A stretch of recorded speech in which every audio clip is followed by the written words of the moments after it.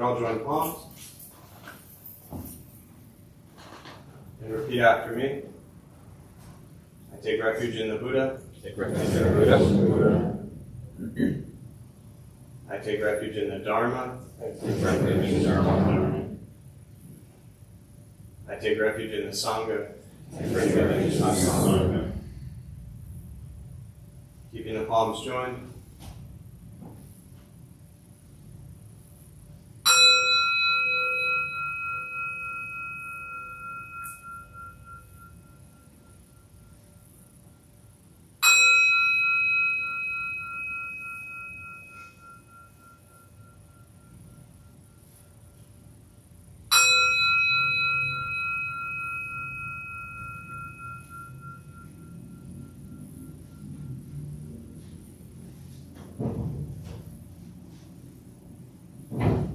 Palms down.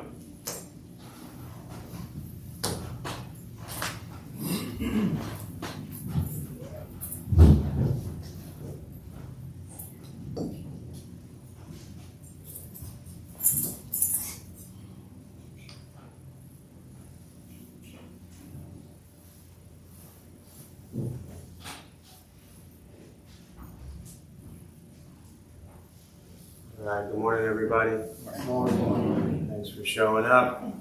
Anyone here for the first time? Welcome. What brings you here? Peace. Say again? Peace and serenity. So you were peaceful and serenity I want and decided to come here? No, I want it. You want it. Well, when you get it, you let us know. No one else in the room has figured it out yet, so. And yet people still show up here, you know? Thinking like this is the place that's going to give you peace and serenity. I mean, if it worked, you would stop showing up by now, but I don't know, we're still at it. So, what else? Anyone here for the first time? Great. Oh my goodness. Welcome. I don't usually embarrass people, but I want to embarrass you, right? It's just good to see you in person. Yeah. Those of you who keep coming back, why show up? Why practice? How does it impact your life? What's the reason?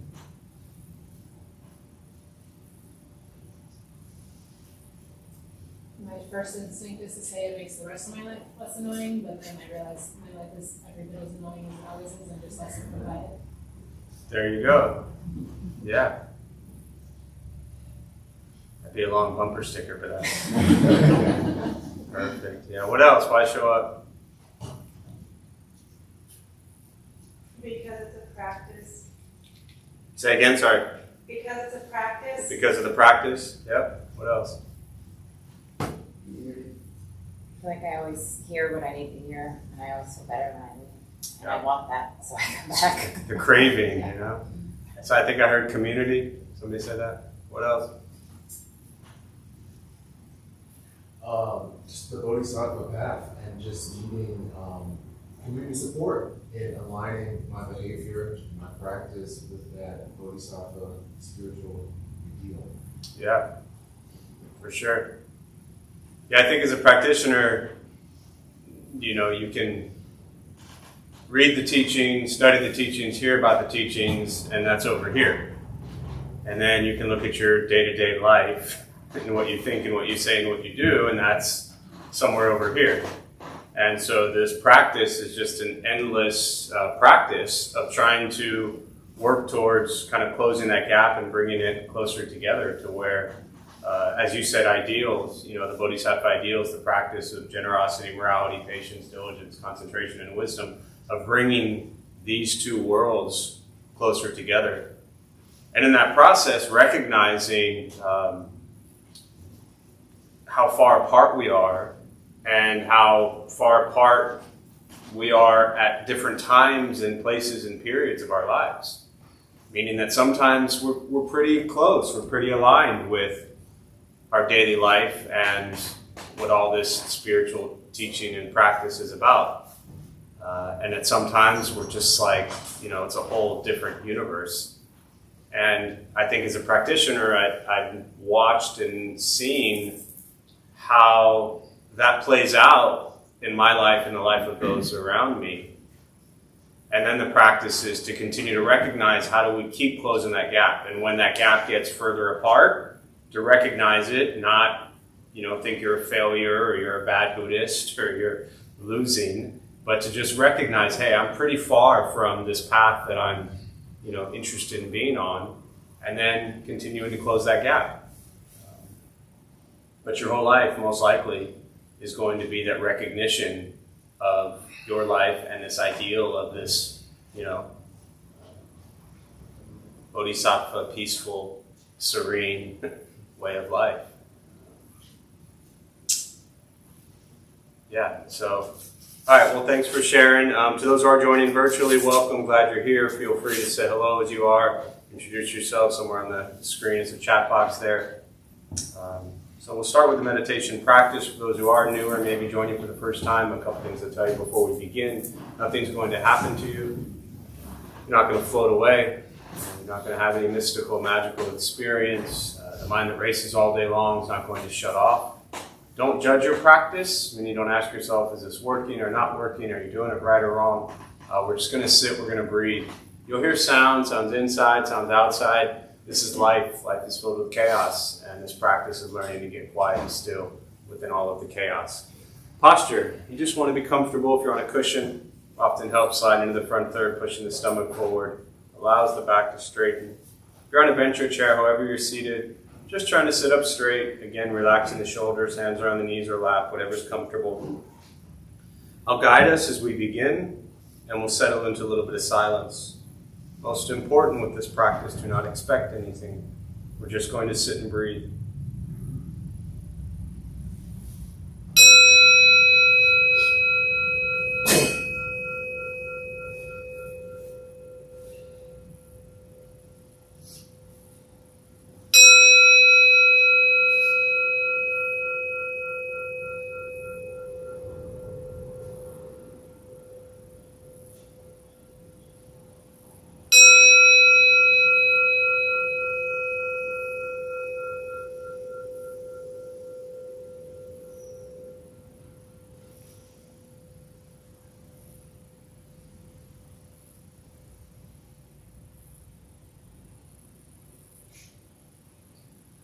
And starting with the eyes closed if comfortable, or slightly open. Mouth is open or closed. Start with taking 3 deep breaths, slowly.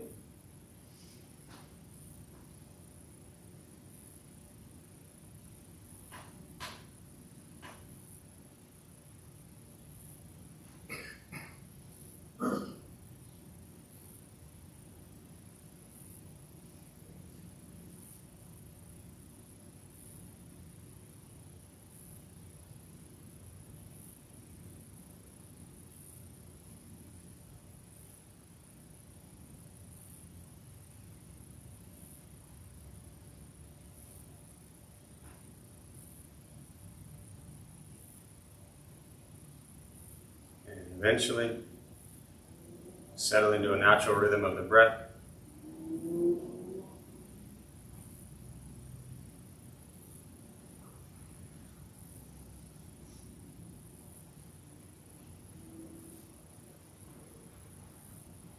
Noticing the mind as it wanders. Jumping from thought to thought.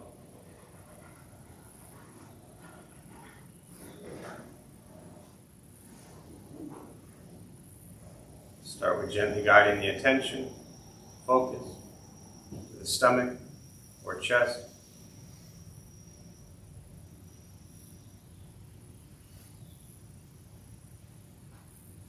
Breathing in, feel them rise. Breathing out, they fall.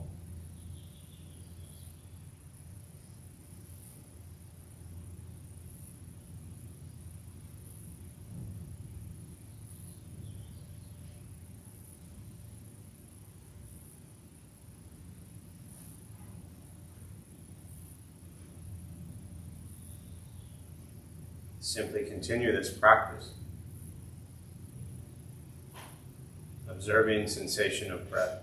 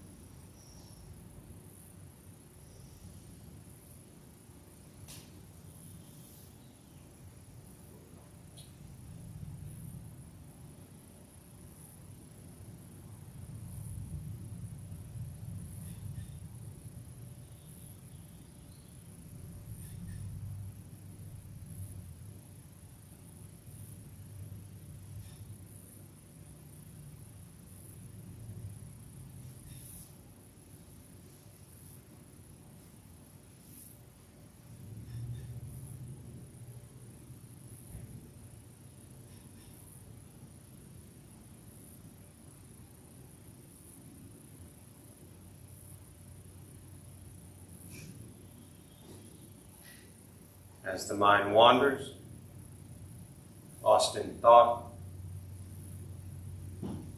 recognize it.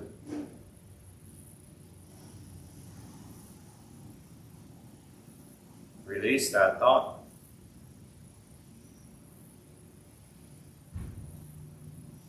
Return attention, focus to the breath.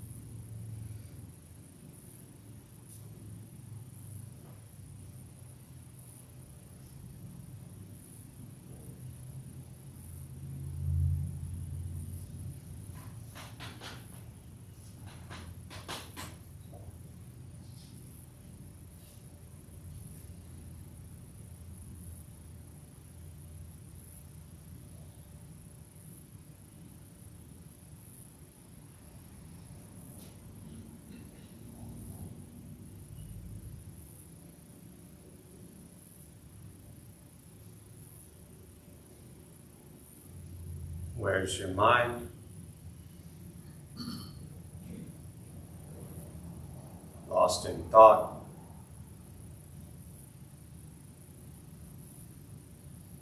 Return to breath.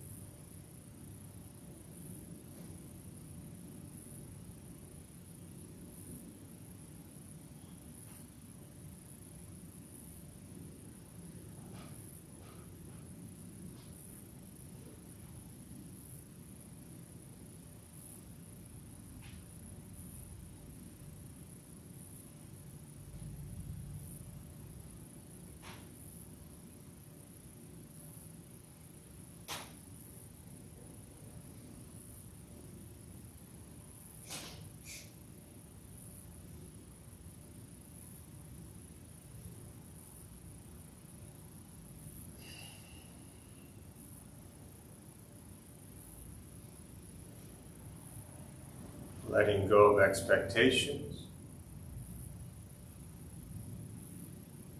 judgments from your practice, just sitting, breathing.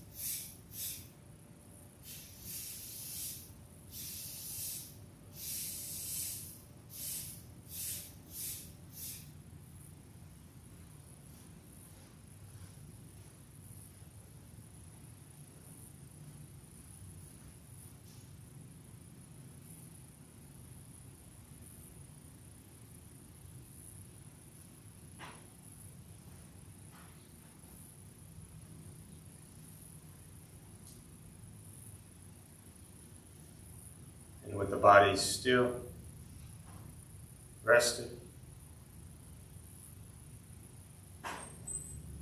and the speech quiet, aware of all sounds,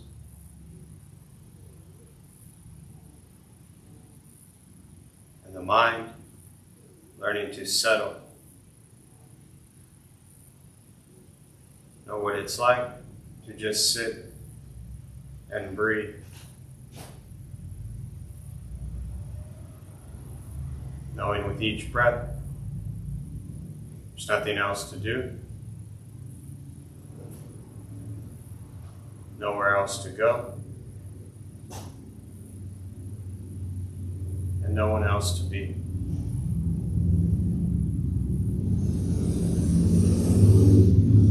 Everything beautiful, exactly as it is. Sitting, breathing.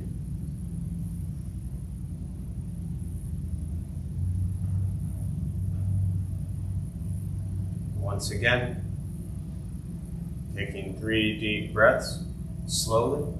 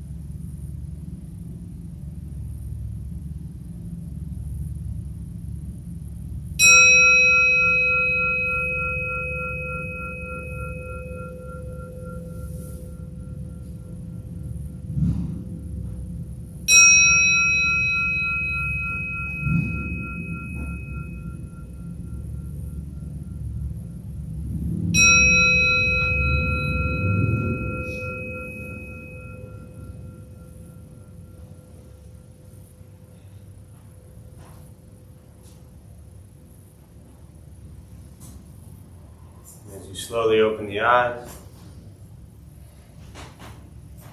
slowly beginning to move. And most important, the practice of meditation is to recognize how you feel now, immediately after.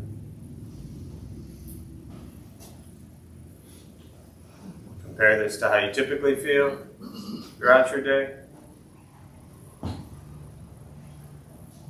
Recognize the difference, if there is one. Ask yourselves how you'd prefer to feel every day for the rest of your life. Realize every feel now, if it's quiet, calm and still,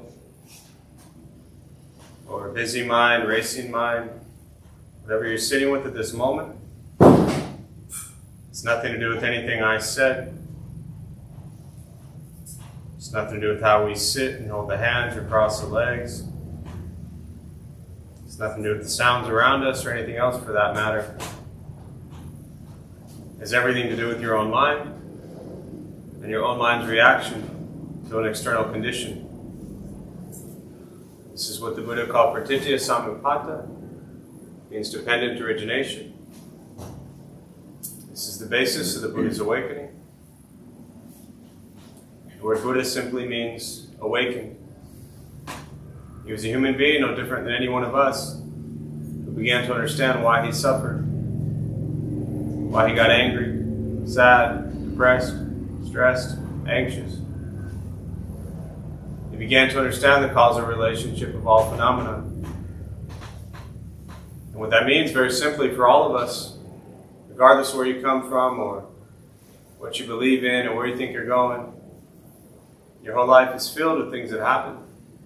You react. More stuff happens.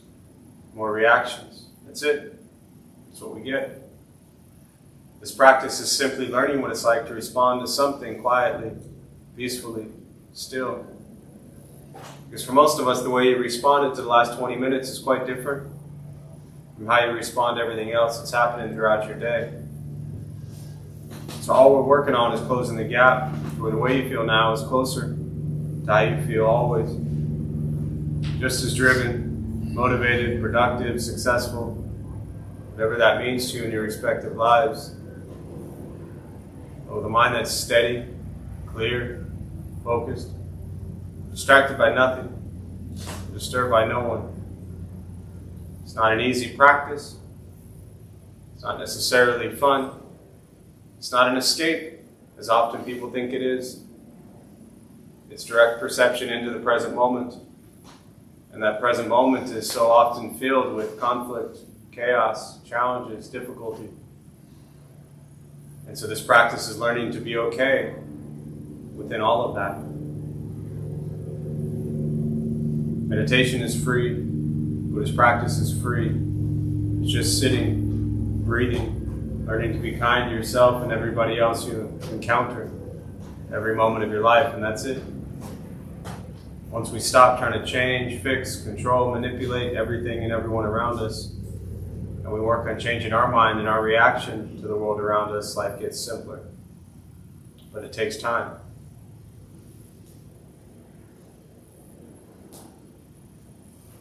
So one thing I wanted to just mention briefly before we open up to questions is there was what's today? Saturday. So there was a question Tuesday night. Somebody virtually asked a question. I'm sure many of you were here, some of you online probably. But they asked a question about soulmate and how they felt destroyed from an interaction with their soulmate. And I don't recall who it was, but I very, very rarely, I mean, no offense, but when we're done in our hour here, like, I don't think about y'all at all. Don't take that the wrong way. But your shit is your shit. I don't carry it with me. You ask questions, I respond to the best of my ability. And as soon as we leave here, you're on your own, I'm on my own. That's truly, I learned this practice, not even through Buddhism, like pre-Buddhism. Pretty sure when I was in college, I was 20, and I was where I talk about this, so I reference it a lot, but I was working in a group home, counseling adolescent females, all who've been physically, sexually, emotionally abused.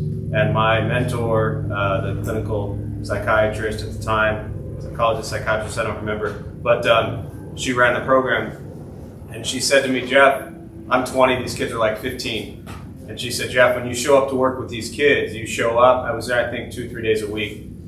Show up, be present with them, give them all your love, all your attention, all your heart, everything you got. And the moment you walk out this door, do not carry them with you, because you will not be able to hold all of that on your heart, mind, and shoulders. So be with them when you're here, and then when you walk out this door, you forget about that. And this was 29 years ago. And I've never forgotten that lesson. And as I began Buddhist practice, it's something that, built in this place, it's something that I've always carried with me. And most of you know the amount of people that we see. So your stuff is your stuff, nothing personal. We do this because we love you, we care about you, and we want to provide a practice in a way that you can hopefully find that peace and serenity. But it's all on you. But so my point is, very rarely do I reflect back on comments or questions or responses. As soon as we walk out this door, I'm on to what's next. But my response to that question, kind of that night, and then I thought about it that next day, it really bothered me. And so I wanted to send an apology. Again, I don't even recall who it was. The only thing I remember is looking at the name, and it wasn't actually a name. I think it was. It was a name, but it wasn't like somebody's name to where I knew who it was.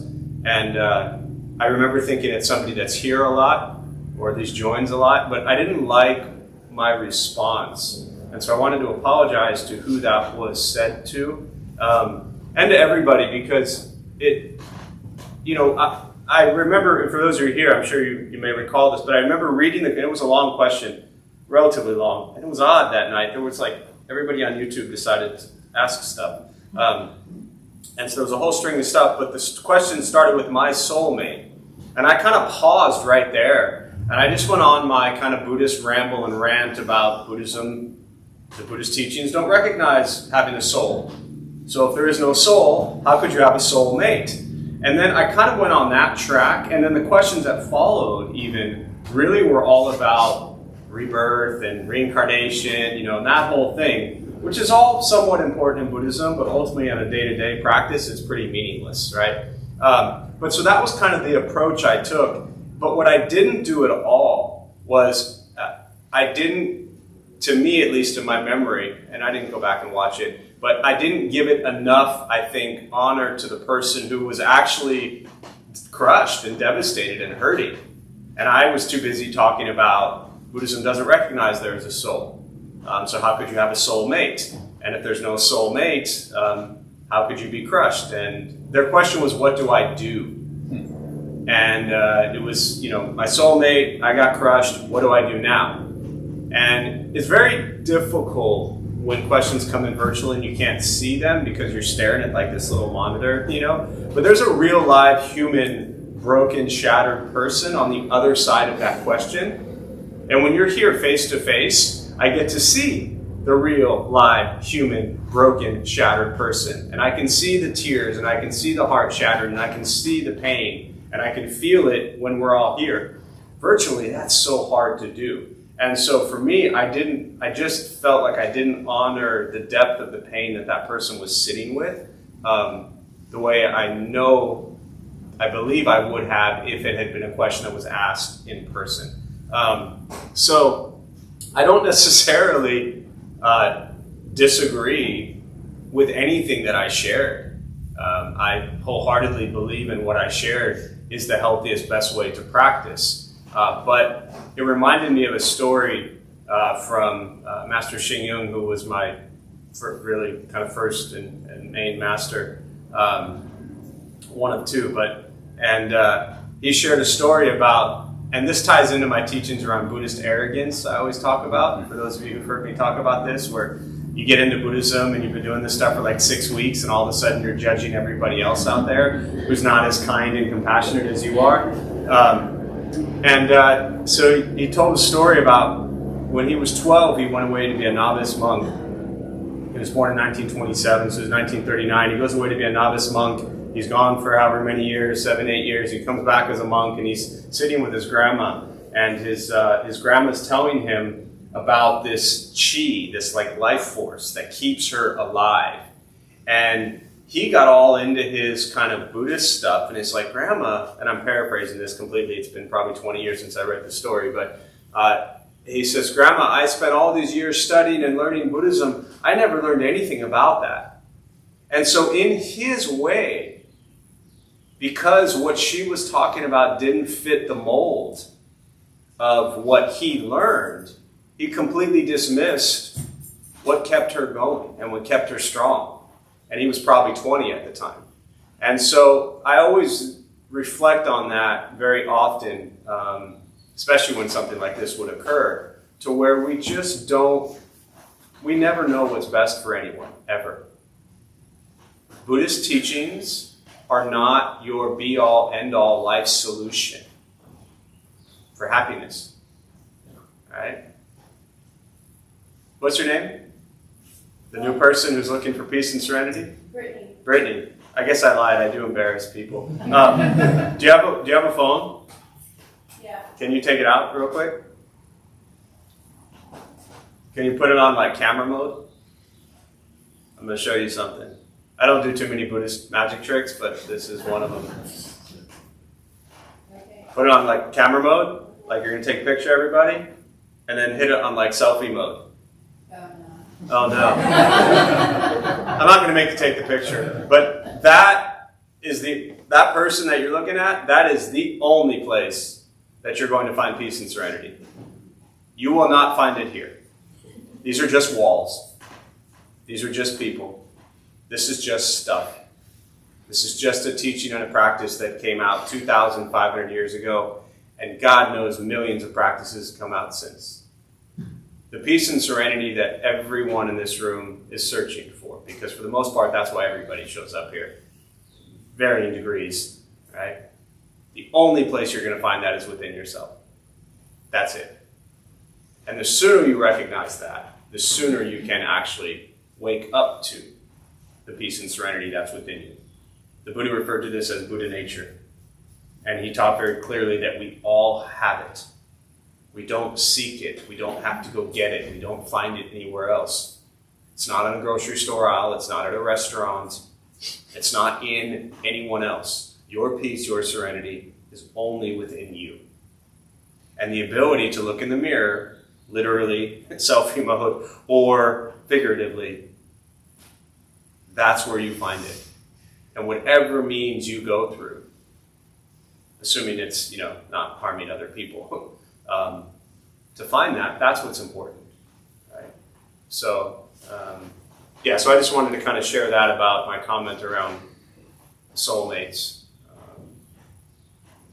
Because maybe the Buddha was wrong. Maybe we do have a soul. And maybe our soul has a mate. And maybe your mate will crush you at times. I mean, we all know they do. So it's not at times. It's going to happen. But anyways, I'll kind of leave it at that. So I just wanted to share that. So we'll open up to questions, meditation, Buddhist practice, anything you're sitting with. And same thing virtually. If you have any questions, feel free to put them in the chat box, and I'll do my best to respond. Yeah? It's the Buddhist perspective on sort of like a white lie, right? So a white lie? A white lie, yeah. How about, does a white lie not make it a lie? Just because we put the word white in front of it? Funny how we do that with the word white. Yeah. How superior we white people think we are. I bet the person who called it a white lie was white. I know this has nothing to do with your question. I'm just taking this opportunity to point out how white we are. Yeah. The white lies. Lies are lies. I get your meaning with the white lie, a little lie. The Buddhist teachings on this are very clear, and then I'll confuse you. They're in what's called the Five Precepts. So the Buddha taught to the monks, and are you familiar with this stuff? Are you kind of brand new to this stuff, or you know what precepts are? Let's say halfway between the two. Okay. Pretty Okay, so the Buddha at the time with the Sangha, with the monks, they had anywhere for the monks it was 227, and then when they added women into the Sangha, the nuns, they had 311 precepts, right? Yes, I'm pointing out that he gave the women 311 precepts, the monks had 227. We can debate and argue that while we're also talking about how white we are. So this idea of the precepts was put in place to protect the Sangha, the community, right? It wasn't there to restrict or limit you. It wasn't to shelter you. It was to create a harmonious community. And there's what's called the Vinaya, which has all the precepts. And if you read in the Pali Canon, the Vinaya, it actually lists the reason the precepts come about. And so it wasn't like the Buddha sat down and it's like, all right, I'm going to make up a list of stuff you all must follow and then you must obey me. He saw, and they saw what caused conflict in the community, and they created precepts around them. So the very first 5 basic precepts that many lay people and then monks and nuns obviously take is to refrain from lying, killing, or harming actually is the proper translation, or more proper I should say. Lying, harming, stealing, sexual misconduct, and intoxicants. Anything that alters the state of mind. So to refrain from lying, harming, stealing, sexual misconduct, and intoxicants. How are we doing on those 5 so far, right? And you just wanted to ask about, and don't lie to me. Right? So imagine teaching these 5 precepts to college kids. That's their entire college experience, is those 5 precepts. So that's the practice. And there's a lot of ways you look at lying. Is it necessary? Is it timely? Divisive speech? A lot of it's around right speech, right? Is it honest? Is it true? Do we gossip? Do we slander? Right? So it's not just lying. It kind of falls under right speech, which includes lying. I think most importantly with any of these precepts is to ask ourselves, and this comes back to the point where I get to confuse you, is why do we do it? And what is the intention behind it? Very often, we can justify refraining from telling ultimate absolute truth because we don't want to harm someone. And so very often we will justify it, we will call it a white lie, which is a terrible phrase, but we'll justify it. So there's a story of the Buddha in what's called the Jataka Tales. And Jataka Tales are past lives of the Buddha. It's kind of like Aesop's fables where they have really cool stories to them. And whether they're real or metaphors doesn't even matter, right? Maybe the Buddha never lived. Maybe it's all one big story. Who knows? It doesn't matter. What matters is does it help you? And so in his life, just before being born Siddhartha Gautama, where he became the Buddha, he was hanging out with a bunch of friends. They were kids, and they came to a mother bear, and the mother bear had all these cubs, and the mother bear was incredibly malnourished and was afraid. As the child saw the mother bear, the Siddhartha, the child, prior life, saw the mother bear, was afraid that these cubs were going to starve to death. And so the kid told his friends, go get help. Go get help. I'll stay here and I'll watch the mother bear, something like that. Right? The kids went to get help. And this child then fed himself to the mother bear, so the mother had enough nourishment to feed the cubs. So, asterisk here, the Buddhist lesson is not to feed yourself to a bear, so don't try that. But sounds like a lie to me, right? The intention was selfless and beautiful. In that very next life, that child was born as the Bodhisattva Siddhartha Gautama, who became the Buddha. Where I always caution people around this story is, we, can't speak for anybody else, I'll speak for myself, I was always so good at justifying why I was doing something. And it almost always, no matter how much I spun it, came back to benefiting one person and one person only. This guy. So that's always my caution around, lying, because we don't want to harm people or whatever it might be, or to protect people or whatever it might be. It's really difficult to look at that situation with ultimate wisdom and realize, is it really what's best for them, or is it really all about me here? So, hope that helps. Thank you. Yeah. Yeah. Say something about truth. Well, I mean, there are two types of truth I understand in the teaching. And I'd like you to expand on Well, there's just ultimate reality, as the Buddha referred to it. Truth has nothing to do with I or understanding. Truth is ultimate reality as taught by the Buddha. Meaning, not the words that the Buddha spoke, but ultimate reality. We cannot touch ultimate reality. We cannot perceive ultimate reality. We cannot perceive ultimate truth because we are unenlightened, ignorant fools. No offense to you, I'm talking about myself. Right? And it's only because I recognize that I'm wrapped up in my own view that I think is right, that I think this is ultimate truth. It's just my perception. And as you've heard me say year after year, Thich Nhat Hanh says, nirvana, liberation, freedom from suffering, is freedom from views, which would include your view about what you think truth actually is. Your truth is only your truth, and that truth is not ultimate reality. It's your perception of reality. Thank you for the example you just had at the beginning about apologizing. Oh, I guess. for I sure. thought that was great. Yeah, And thank you. the question I brought with me today is about that. Oh. I can't remember the phrase, but repentance or making amends. Thinking through my days and my evening meditation and like where I missed on the 5 precepts. I don't know what I'm doing. So, like, what's the Buddhist practice of, forgiving self, and repenting? Repentance, the right words? sure. Go to church. I was raised Christian, I hear so you. like it's stuck in my head. But Maybe 1 or 2 people in here were raised Buddhist. Otherwise, we were all raised something else, right? So we're Yeah. all dealing with this similar question and struggle and challenge. And fortunately for you, you're not the only one in this room who has done something in their life that they definitely need to repent for, right? When you're Jewish, you get to do it once a year, and you're totally clear. Ah. Did you know that? I did not. Maybe you should be Jewish. Yeah, it's called Yom Kippur Rosh Hashanah, right? The Jewish New Year and the Day of Atonement. And growing up as a kid, it's great because you get to go to temple. It's called the High Holy Days, right? You go once a year and you repent for everything you've done, and you're totally clear clean slate in one day. One day.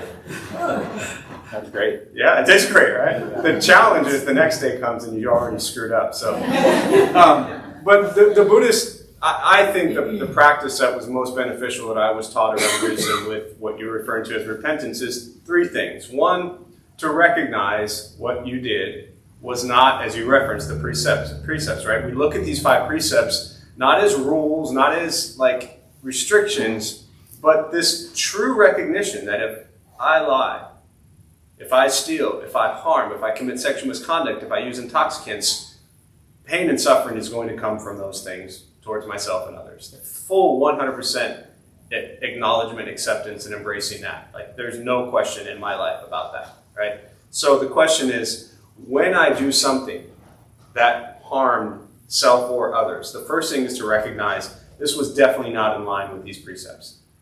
Step 1. You're already there, right? That's the question. Yeah. Step 2 is to genuinely and sincerely apologize for it. Now, the trick here is sometimes just using the example of, say, we've harmed someone else, right? Sometimes the example of apologizing to them isn't what's best because they don't want to hear it. They're not ready to hear it. They don't care.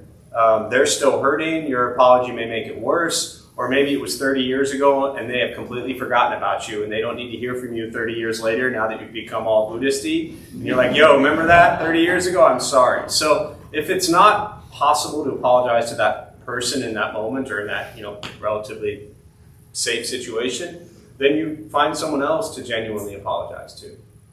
You find someone to really express you would find someone else.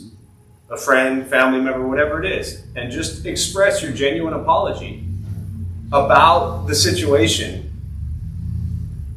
of the person you harmed. Again, assuming it's a safe situation where you're not sharing too much information about the other person, but this is your apology for you. So you can own that and say, hey, friend 1, this is what I did. I'm truly sorry. Right? And you talk about what that is like.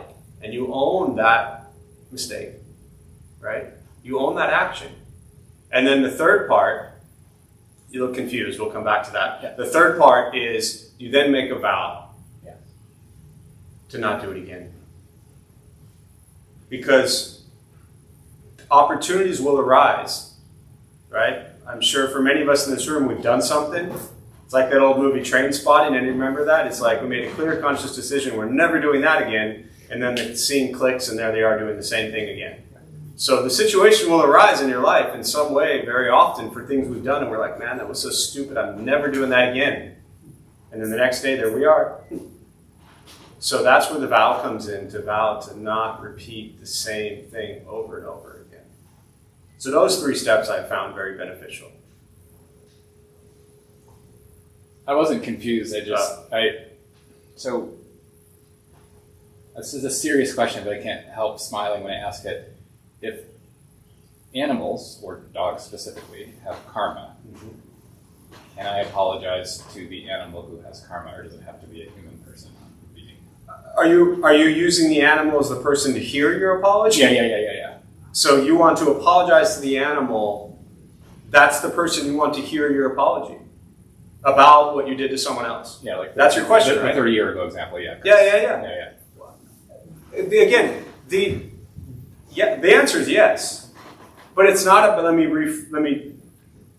not challenge, but let me just rephrase what you said a little bit. It's not about because the animal has karma. Yeah. The apology that you're making isn't for the other person. It's for you. It's not for the animal. It's for you, right?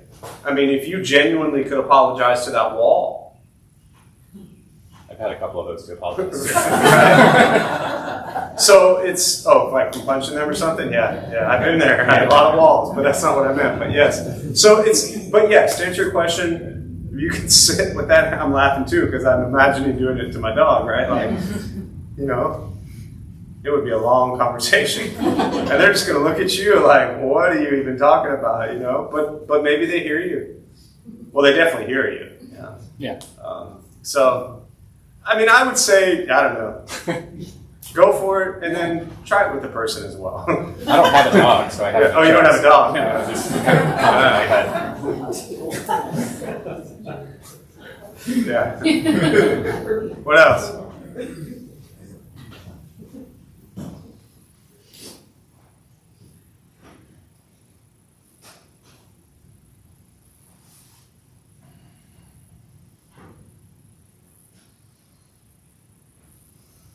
No, hang on. Yeah, I know. I was just like, no one else saw. Yeah. Can you touch on death a little bit? Always at the end, Yeah, someone's yeah. like, can you just talk about No, death? not like We die. Yeah, I know that. I had a friend who died, and I Yeah. cried just like a few tears, and then I'm happy and excited Yeah, for her. So I'm yeah, in the middle sure. of many different. The thing about death is, as the Buddha taught, we get birth, we get aging, we get sickness, and we get death. And it's coming to all of us. And for me, I always, as a practice, and to share it around death, I think it's more important to focus on life than death. Death is coming to all of us. Friends, loved ones, animals, right, which are loved ones, we're all going to get there at some point in time. And very often, again, this has nothing to do with you or your question, I'm just rambling, but very often people are so afraid of death and dying that we forget to live. And when we lose people, right, that we love, it hurts and we cry. It's painful to lose loved ones. Absolutely. Right? For those who are maybe newer to Buddhist practice, and often you hear these things around non-attachment, right? Non-attachment doesn't mean that you don't care or you don't love or you don't feel pain when people die. No, you should. That just means you're human and you have a heart. So when we lose loved ones, it's incredibly painful. But I think it can also be a motivation to really remind us how important life actually is. And the Buddhist teachings around impermanence is that we are all conditioned phenomena come together for a period of time and then cease to exist. And everything is so temporary. Whether it's a single moment that we encounter something or someone, or whether it's 100 years. Everything at some point in time will cease to exist. Everything is always changing. And because of that, I think it's a great teaching and opportunity to embrace the joy and beauty of this life that we have. The Buddha taught that, again, we're getting into Indian cosmology and what people believed in India 2,500 years ago, but the idea of rebirth, reincarnation, all that kind of stuff was the way. This idea that you had one life and then you went to heaven or hell, that was pretty absurd to people back then, right? I don't even know that anyone said that. But today, you fast forward today, and people are like, rebirth, reincarnation, that's weird, right? It's just a different time 2,500 years ago. They didn't have this concept of Jesus and God and everything that we have today. That didn't exist. This 500 years before Christ. They had Hindu gods and goddesses and endless life cycles and endless realms and endless, universes to live in, right? Way more fun than what we got, right? But, so this idea that in that time, the Buddha said, to have a human rebirth is incredibly rare. And based on karma, if you have a human rebirth, which you all have, meaning here you are as a human, whether you believe in rebirth or not doesn't even matter. It has no bearing on your Buddhist practice. But from a Buddhist lens, you're all here as humans, which means, from the Buddhist lens, you have incredible karma you have cultivated for endless time. So when you're sitting there thinking your life sucks and everything is just shit and your karma is terrible, not according to Buddhist teachings. Your karma is phenomenal because you're a human, right? The odds of being born as a human is very, very, it's just rare, right? There's a metaphor, I'll make it up, but it'll give you a general idea that in the ocean there's a piece of wood floating with a hole in it, and there's a turtle that pops his head up once every 100 years to come out and look around. And the odds of being born as a human is like that turtle looking up once every 100 years and happening to pop his head through the hole that's in that piece of wood that's floating in the ocean somewhere. That's pretty rare. So because we have this rare human precious life, treat it well. Again, that's why the precepts are there, not to like restrict us, but to actually allow us to live without harming ourselves and harming others. And this stuff is really difficult to do. So kind of going back to what I talked about at the beginning of recognizing, hey, yes, there's this Bodhisattva ideal, and then there's this life that we're living, and looking at those gaps, but not from a judgment place. And when people pass, yes, you know, the celebration of the life that was lived. You know, that's, I think, a beautiful thing to celebrate. When someone dies, it means they lived. And what a rare, beautiful thing that is to have encountered. Thich Nhat Hanh's teachings around death are really beautiful. I talk about that a lot, but he talks about no birth, no death, no coming, no going. So, all right, so I'm going to close on that. We'll join palms. May the benefit of this practice be shared with all beings in all directions. May all beings be at peace. May all be free from suffering. May any merit gained from this practice be transferred to those who need it most.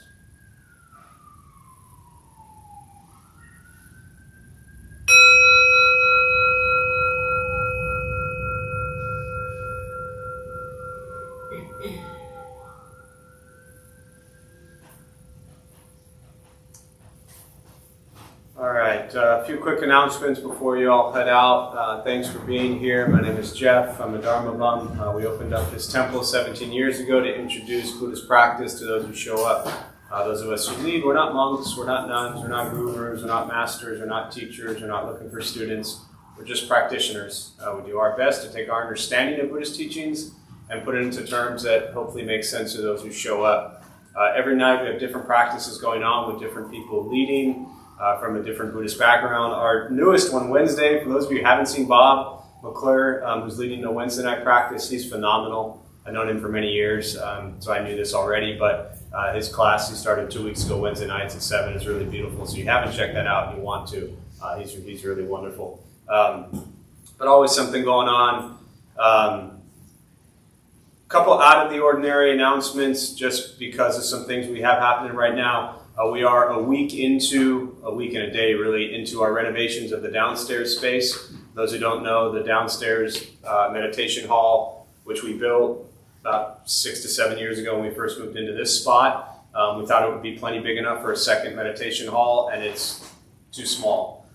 So we're tearing down, and we tore down another wall.